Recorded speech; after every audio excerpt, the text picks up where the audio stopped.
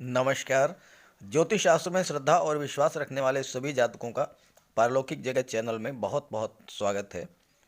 आज के इस वीडियो में हम बात करेंगे मीन राशि के जातकों के लिए मार्च 2022 का महीना किन किन खुशियों की सौगात लेकर आ रहा है, क्या रहेगी ग्रहों की स्थिति और हम क्या कर सकते हैं ग्रहों को अपने अनुकूल करने के लिए। इस पर चर्चा करेंगे इस वीडियो में।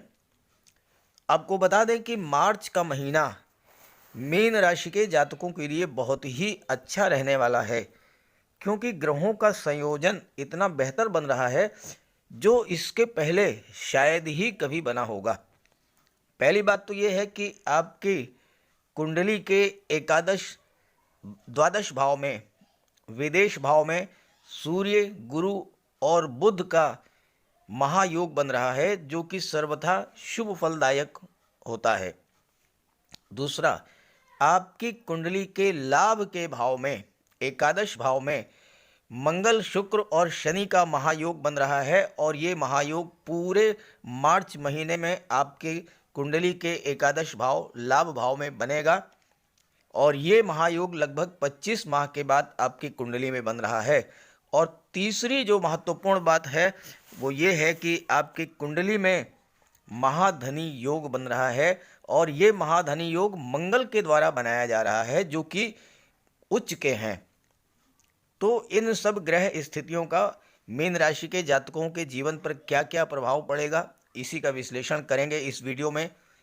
क्या रहेगी धनागम की स्थिति, धन के बचत की स्थिति, संतान और शिक्षा, रोग ऋण शत्रुओं की स्थिति, आपका दाम्पत्य जीवन, लव रिलेशंस, पार्टनरशिप, भाग्य, धर्म, अध्यात्म और स्पिरिचुअलिटी, नौकरी, रोजगार, व्यापार, व्यवसाय और विदेश, इन सब बिंदुओं पर विश्लेषण करेंगे इस वीडियो में। तो चलिए वीडियो शुरू करते हैं। तो ये है मीन राशि के जातकों की कुंडली। पहले ग्रह स्थितियों को समझते हैं। आपकी कुंडली के एकादश भाव लाभ के भाव में मंगल, शुक्र और शनि का महायोग बन रहा है।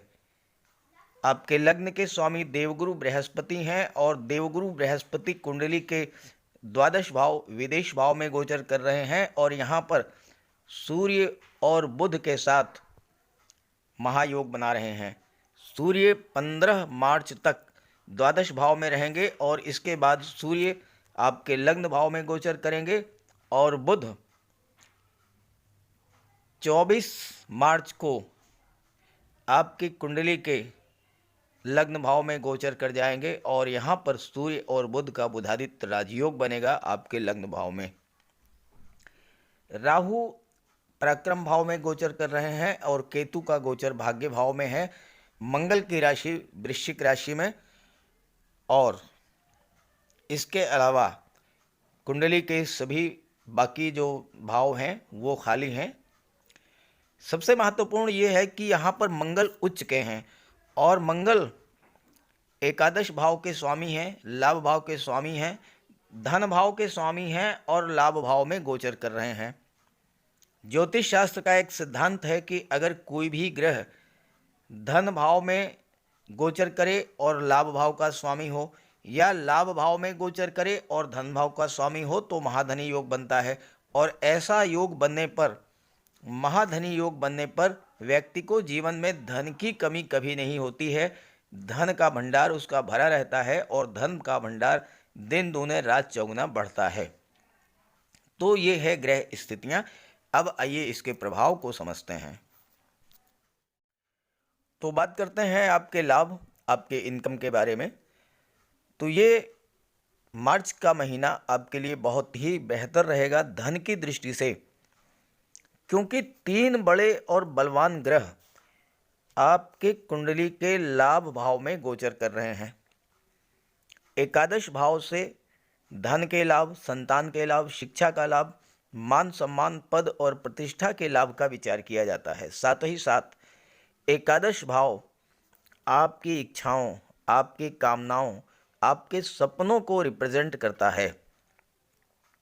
11वें भाव में कोई भी ग्रह, वह भी अगर उच्च का हो और गोचर करे तो बहुत श्रेष्ठ फल देता है।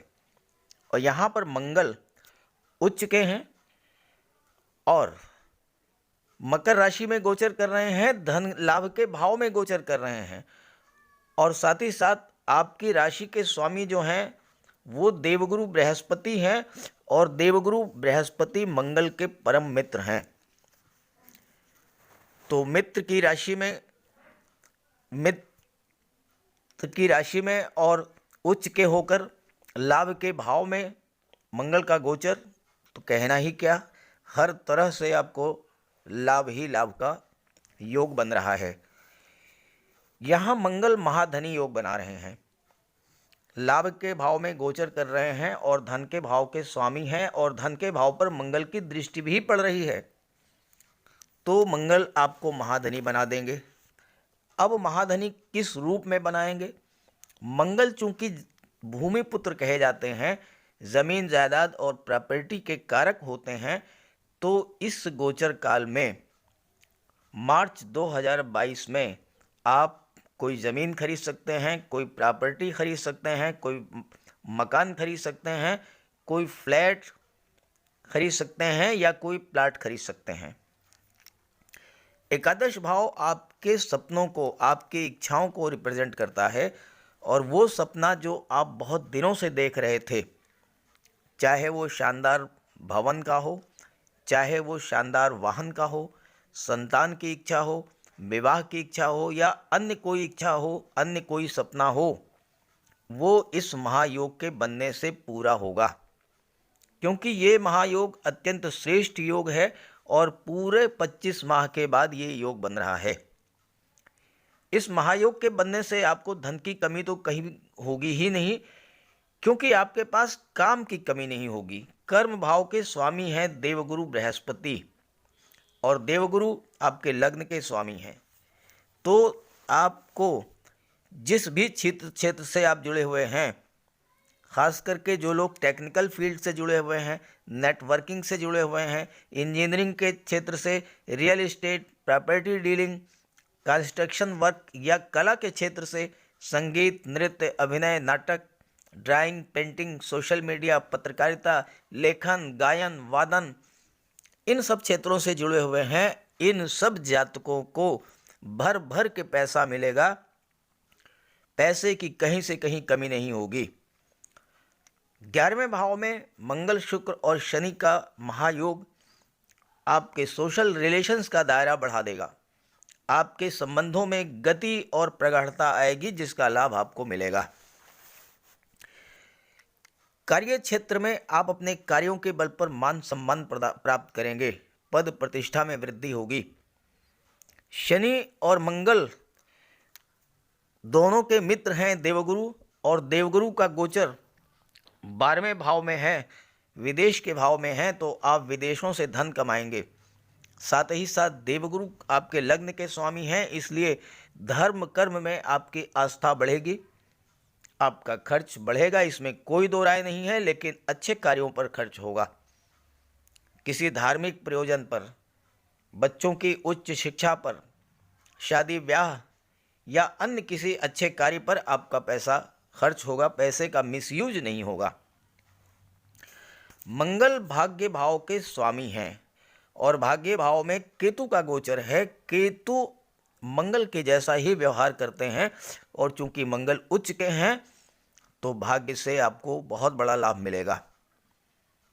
भाग्येश लाभ भाव में गोचर कर रहे हैं, तो इससे बेटर कॉम्बिनेशन तो हो ही नहीं सकता कि भाग्य का स्वामी उच्च का होकर लाभ के भाव में गोचर करे। और यहाँ धन भाव के स्वामी भी मंगल हैं, तो धन का संचय भी होगा और ये धन का संचय प्रॉपर्टी के रूप में होगा। क्योंकि शुक्र भी एकादश भाव में ही गोचर कर रहे हैं, तो अगर आप महिला हैं तो आपका ज्वेलरी बॉक्स ऑर्नामेंट से परिपूर्ण होगा।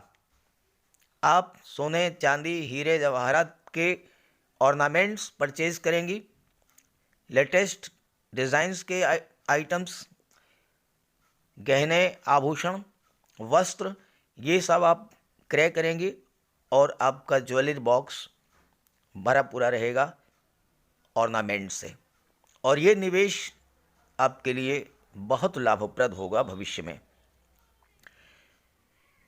साथ ही साथ द्वितीय भाव परिवार का भी है, तो आपके परिवार में खुशियां बढ़ेंगी।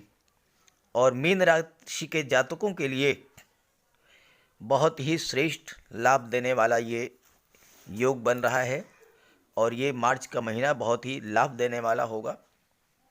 यहाँ मंगल की दृष्टि छठे भाव पर भी पड़ेगी और मंगल को शत्रुहंता कहा जाता है, तो मंगल आपके शत्रुओं का विनाश तो करेंगे ही, साथ ही साथ अगर आप पर किसी तरह का कोई कर्ज है तो कर्ज भी उतर जाएगा।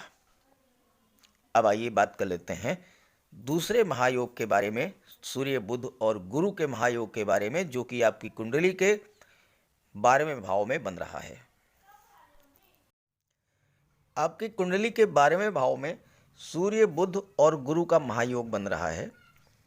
सूर्य 15 मार्च तक 12वें भाव में गोचर करेंगे, बुध 24 मार्च तक गोचर करेंगे और इसके बाद सूर्य का गोचर आपके लग्न में हो जाएगा और बुध का भी गोचर 24 मार्च को लग्न भाव में हो जाएगा। और यहाँ पर देवगुरु सूर्य और बुध 12वें भाव में महायोग बना रहे हैं।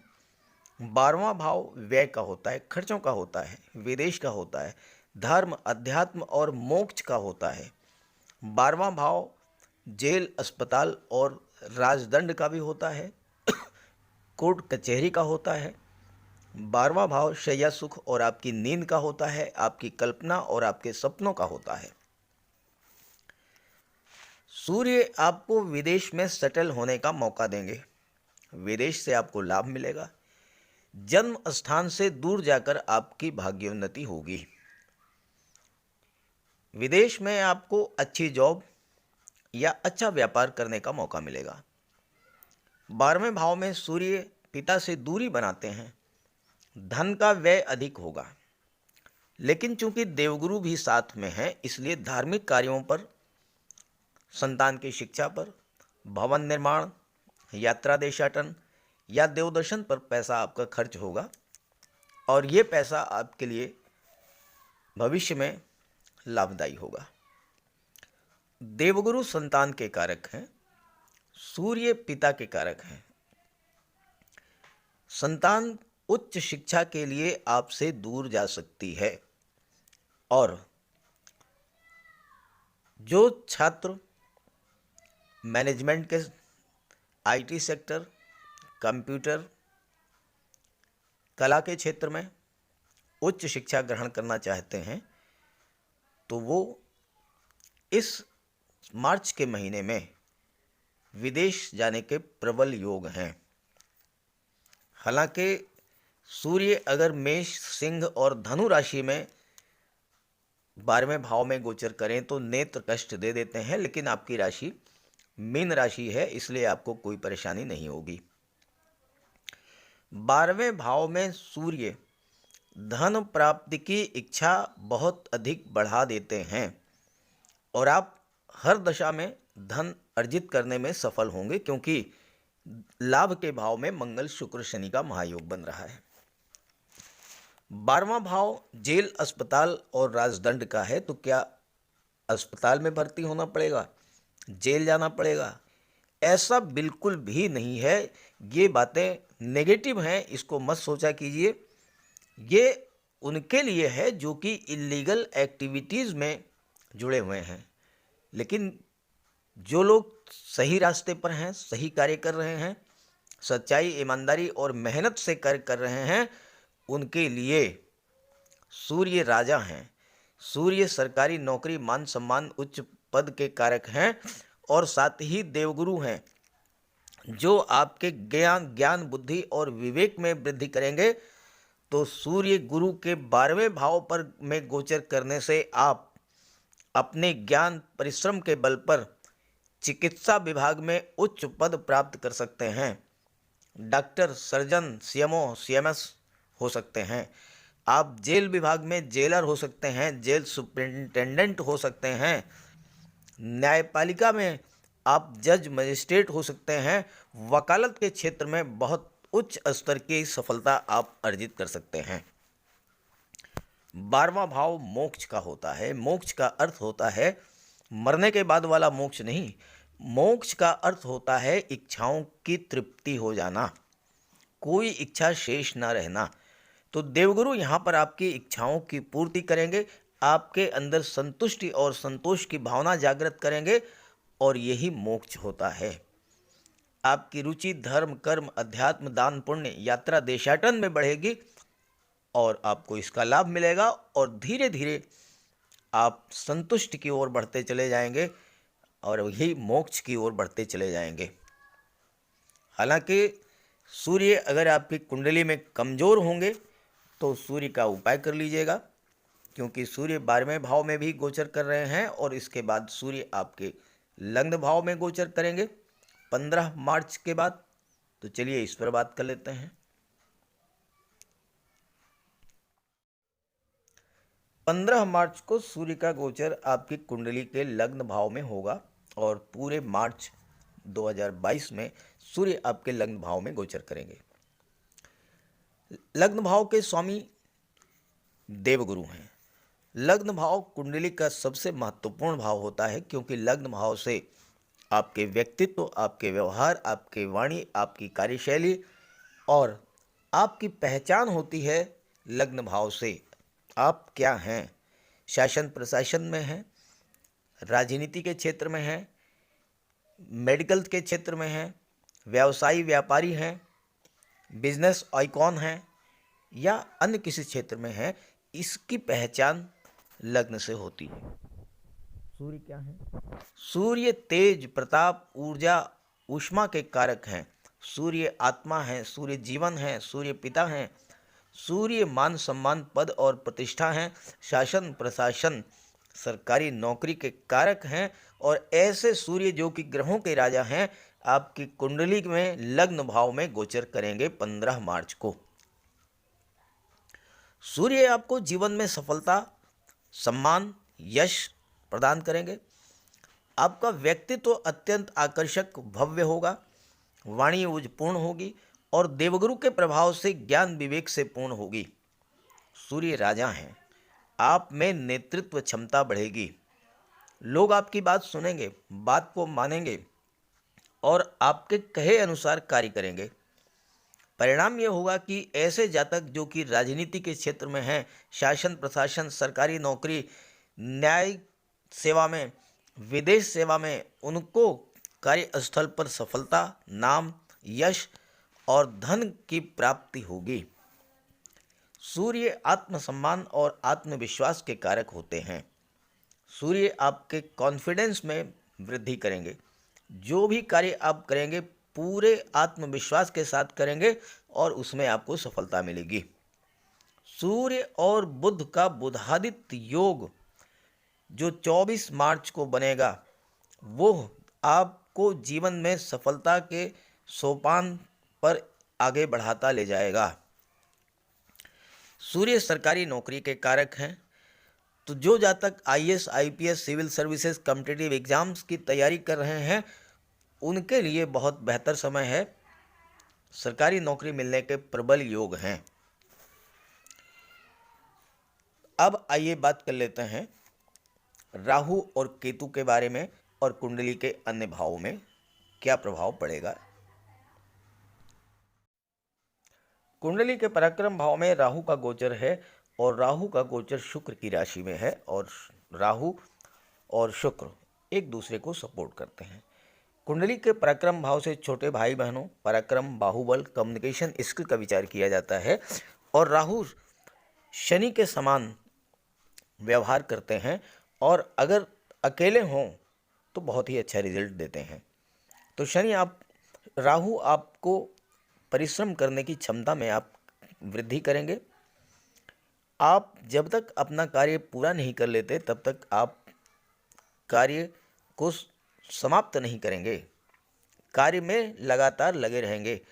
आपके अंदर शारीरिक के साथ साथ मानसिक श्रम करने की भी क्षमता बढ़ेगी, जिसका लाभ आपको प्राप्त होगा और जीवन में उच्च पद और मान सम्मान में वृद्धि होगी और आप किसी भी कार्य को पूरी जिम्मेदारी के साथ करेंगे और पूरा करके ही रुकेंगे।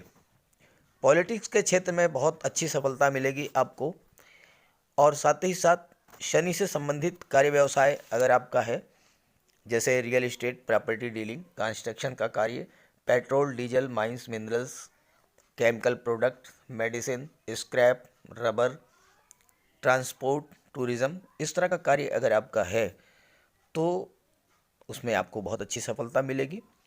जहाँ तक केतु की बात है, भाग्य भाव में गोचर कर रहे हैं और भाग्य भाव के स्वामी मंगल हैं। केतु का व्यवहार मंगल के जैसा ही होता है और केतु अगर अकेले हों तो सर्वाधिक शुभ ग्रह माने जाते हैं। तो भाग्य का आपको पूरा सपोर्ट मिलेगा। साथ ही साथ आप यात्रा, देशाटन, देवदर्शन के लिए भी बाहर जा सकते हैं। सुख भाव की बात करें तो इसके स्वामी बुध हैं और बुध आपके लग्न भाव में बुधादित्य राजयोग बना रहे हैं और देवगुरु की दृष्टि पड़ रही है सुख भाव पर, तो सुखों में वृद्धि होगी। भौतिक सुख के साधन, जमीन जायदाद, प्रॉपर्टी वगैरह आप खरीद सकते हैं। साथ ही साथ आपके परिवार में भी सुख शांति बनी रहेगी। यहाँ एक विशेष बात मैं कहना चाहता हूँ, संतान और शिक्षा के भाव पर चूंकि मंगल की दृष्टि पड़ रही है और मंगल उच्च के हैं, तो शिक्षा के क्षेत्र में तो बहुत अच्छा रहेगा। लेकिन अगर आप गर्भवती माता हैं तो आपको विशेष ध्यान रखना पड़ेगा, क्योंकि मंगल सर्जरी के कारक होते हैं। तो अगर संतान की प्राप्ति होती है तो ऑपरेशन के थ्रू होगी, इसलिए आप निरंतर अपने चिकित्सक के संपर्क में रहें, डॉक्टर के संपर्क में रहें और उनके गाइडेंस के हिसाब से कार्य करें। जहाँ तक दाम्पत्य सुख की बात है तो इसके स्वामी बुध हैं और बुध की दृष्टि भी इस पर सप्तम भाव पर पड़ रहेगी, तो दाम्पत्य जीवन अत्यंत सुखमय होगा। लव रिलेशंस हैं वो विवाह में कन्वर्ट हो सकते हैं। चूँकि शुक्र की दृष्टि भी पंचम भाव पर पड़ रही है तो संतान की भी प्राप्ति हो सकती है और विवाह के भी योग बनते हैं। साथ ही साथ बुध चूँकि व्यापार के कारक हैं और आपके कर्म भाव के स्वामी देवगुरु बृहस्पति हैं, इसलिए व्यापार के क्षेत्र से जुड़े हुए जातकों के लिए भी ये गोचर बहुत बेहतर है। कोई नया व्यापार व्यवसाय आप शुरू कर सकते हैं या पुराने व्यापार व्यवसाय में ही किसी प्रकार का कोई आप संशोधन करना चाहते हैं, उसमें पूंजी लगाना चाहते हैं, उसमें धन लगाना चाहते हैं, तो उसके लिए भी ये समय बहुत बेहतर है। अब आइए बात कर लेते हैं उपाय और सावधानियों के बारे में। जहाँ तक सावधानियों की बात है तो मैंने जैसा आपको बताया कि गर्भवती माताओं को विशेष केयर रखने की ज़रूरत है। दूसरी बात, वाहन चलाते समय आपको सावधानी बरतने की विशेष आवश्यकता है। और तीसरी बात यह है कि चूँकि सूर्य 15 मार्च तक द्वादश भाव में है और सूर्य की दृष्टि रोग, ऋण, शत्रुओं के भाव पर पड़ रही है, तो नेत्र संबंधी या उदर रोगों से थोड़ा आपको सावधान रहना होगा, अपने स्वास्थ्य का ध्यान रखना होगा। इसके अलावा सब कुछ बेहतर ही बेहतर है। हाँ, अगर आपकी जन्म कुंडली में मंगल, शुक्र, शनि, सूर्य, बुध, गुरु, इनका अंशबल अगर कम है, इनमें से किसी भी ग्रह का अंशबल 12 डिग्री से कम या 18 डिग्री से अधिक नहीं होना चाहिए। अगर 12 डिग्री से 18 डिग्री के बीच में इनका अंशबल है तो ये ग्रह आपकी कुंडली में अत्यंत बली हैं और अत्यंत श्रेष्ठ फल देंगे। लेकिन अगर 12 डिग्री से कम है या 18 डिग्री से अधिक है तो अंश बल धीरे धीरे घटता जाता है और फिर प्रभाव में कमी आ जाती है। तो इसका उपाय कर लें और उपाय बहुत आसान है। मंगल और शनि के लिए बजरंगबली की उपासना करें, देवगुरु के लिए भगवान विष्णु की उपासना करें, सूर्य के लिए सूर्यदेव की उपासना करें, बुध के लिए गणेश जी की उपासना करें, शुक्र के लिए माता लक्ष्मी की उपासना करें। लेकिन ध्यान इस बात का रखना है, आप बजरंगबली के मंदिर में गए, मंदिर में आप बैठे बजरंगबली के सामने, तो उस समय पूरे मन से आप आराधना कीजिए।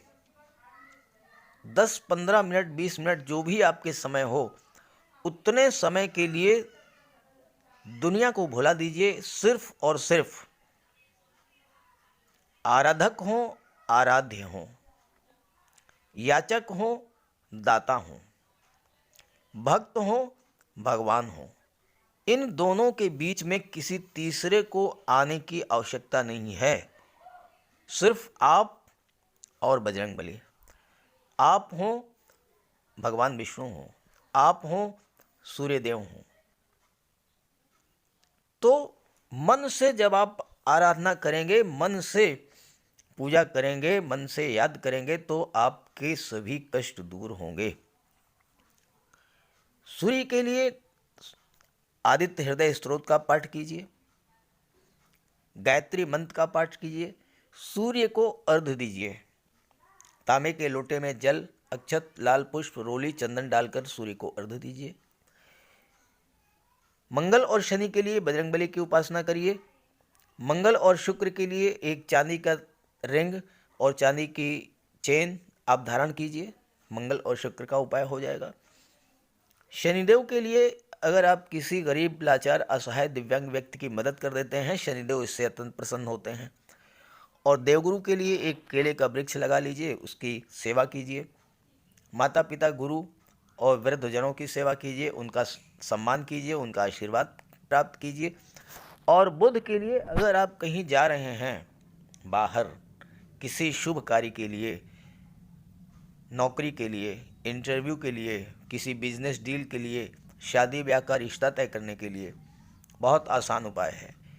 जाने से पहले आपके घर में कोई कन्या होगी, बेटी, बहन, भतीजी, आप उसे कुछ उपहार दे दीजिए, पैसे, वस्त्र, मिठाई या और कोई चीज़।